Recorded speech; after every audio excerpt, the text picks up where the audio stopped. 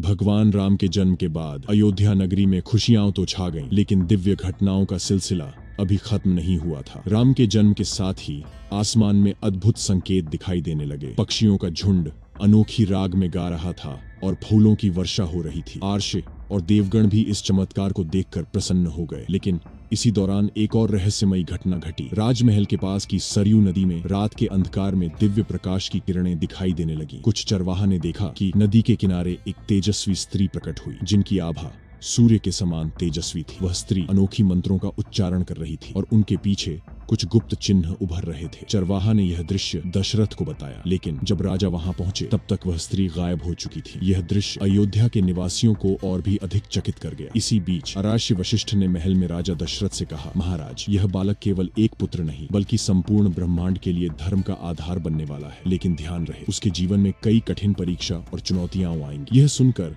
दशरथ का मन थोड़ा विचलित हो गया, लेकिन उन्होंने आर्षी के वचनों को स्वीकार किया। कुछ ही वर्षों में राम, लक्ष्मण, भरत और शत्रुघ्न बाल्यकाल से किशोरावस्था में प्रवेश करने लगे। उनकी प्रतिभा, विनम्रता और तेजस्वी व्यक्तित्व हर किसी को चमत्कृत कर देता था। विशेषकर राम का चरित्र अत्यधिक अनोखा था। वह बालक होकर भी गंभीरता और धैर्य से हर स्थिति का सामना करते थे। उनके अंदर एक दिव्य प्रकाश झलकता था। एक दिन अयोध्या में फिर से एक अनहोनी घटना घटती है। एक अज्ञात साधु राजमहल में प्रवेश करता है। साधु का चेहरा गंभीर था और उसकी वाणी में एक अलग ही शक्ति थी। उसने राजा दशरथ से कहा, महाराज, यह बालक कोई साधारण व्यक्ति नहीं है। इसके जन्म के साथ ही अधर्म और आसुरी शक्तियां इसे नष्ट करने की योजना बना रही हैं। दशरथ इस चेतावनी से चिंतित हो गए। उन्होंने साधु से पूछा, क्या उपाय है कि हम इसे बचा सकें?